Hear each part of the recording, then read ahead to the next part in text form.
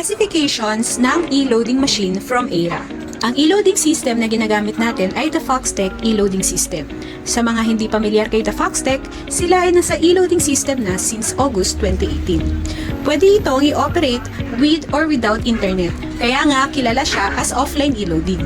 Kiosk type ito na may 10 inches touchscreen na Android tablet.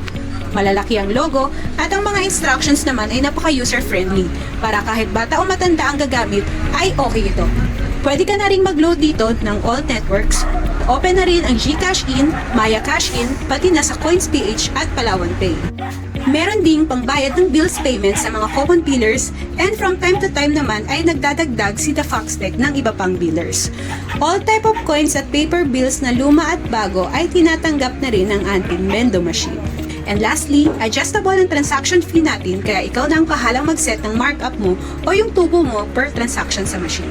Sa mga mauunang umorder ay may freebies tayong LED signage, kaya huwag ka nang magpahuli at baka maubusan ka pa. Interesado ka ba? Message mo lang kami dito sa Aira Computer Center.